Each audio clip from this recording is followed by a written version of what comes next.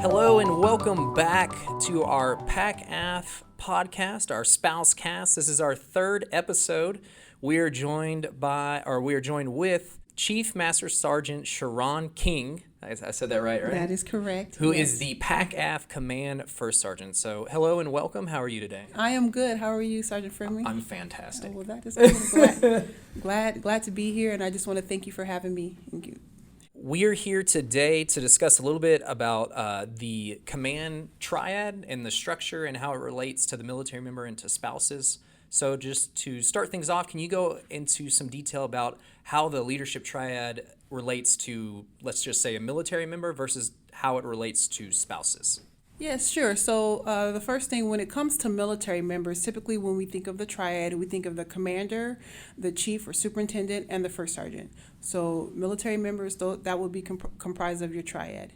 And then when it comes to our spouses, we have the commander, the first sergeant, and we have our key spouse. And so what's the difference between the key spouse and just a non-key spouse?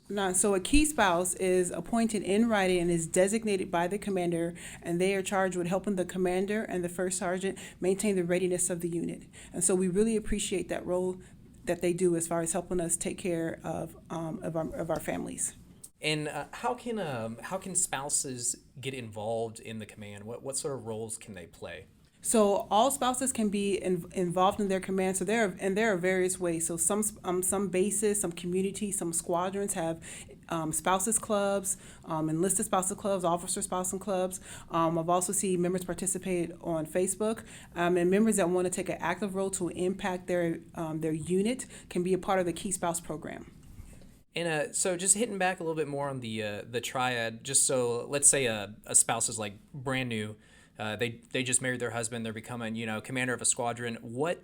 Can you just explain a little bit about the positions? So like what does a first sergeant do for the service members? Right. So for a first sergeant is there to help. The first sergeant is a person that's on call 24/7. The first sergeant has a phone. They're there to assist. They help to maintain the readiness. We usually typically say the morale and welfare of the unit, but they're charged with maintaining airmen and family readiness. And so we want to make sure that whatever needs to be done, that our families are supported and that our airmen are ready to get out the door and to be ready to serve in their units. So whatever that is, so there is no limitations. If we need to get your member home on emergency leaves, that's what our first sergeants are there for. If your member needs to be picked up or is having some issues, that's what our first sergeants are there for. And also, our first sergeants are also there to assist. When we talk about the key spouses, because that is a vital role, and we worked with our key spouses to make sure families are supported. And can any spouse contact the first sergeant? Let's say they run into one of the airmen they know that are in their squadron, and they know they're having an issue.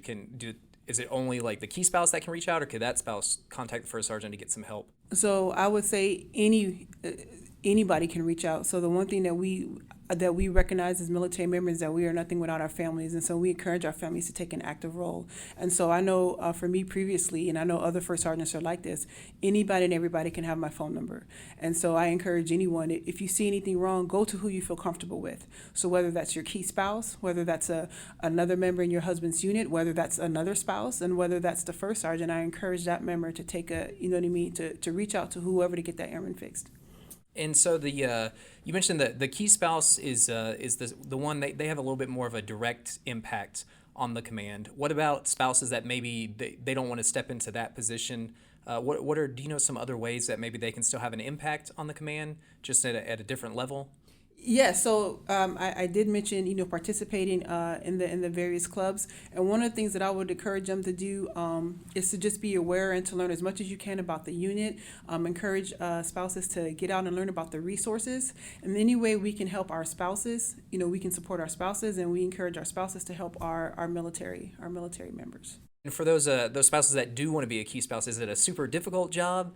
Is it like super stressful, or is it And so I will say, anytime you're dealing with people, there can always be challenges, but it's also rewarding. And so we ask that members that do participate in the Key Spouse program that this isn't a popularity contest. This isn't to be noticed, but this is something that you are in the business of helping others. You're designated, you are trained, and you get, because you're going to be trusted with personal identifiable information. So we want to make sure that we have the right people for the right jobs and for the right reasons. And so your main job is to help. And I also do want to caveat something as we talk about our spouses. A lot of times these programs are, we want to make sure that every spouse is included. So whether that's males, females, we want to make sure that all spouses, you know what I mean, feel welcomed, feel a part of the team, because they are valued members. And so what about, new spouses, they might not be, fully aware. There's enlisted and there's the officer side. So are there any rules of engagement for activities among spouses, or, can an enlisted officer or an enlisted spouse be friends with an officer spouse? And yes, and they can do that. So, just as a reminder, spouses do not wear their husband's rank, and so, but we do understand, you know what I mean, as far as the complexities. But I definitely say yes. I know for me personally, whoever my kids are friends with at school, that is typically, when it comes to, Yeah. to birthday parties. And so we definitely, we encourage connections, you know what I mean? And we don't want people to be hampered by connections, you know what I mean, because of rank or because whatever. So we want families to come together, because in the end, we are all fighting the same fight. Well, thank you very much for coming in, Chief King. Is there anything else you'd like to add? No, I just want to say thank you, and really, I truly do appreciate our spouses. I will say that we do ask them a lot, and I don't think that we give our spouses enough credit as they support the members. So many times they're at home, you know what I mean, and they're taking care of the household, and our military members will not be able to do what they do if we don't have the support of our spouses. So we definitely appreciate them. So thank you.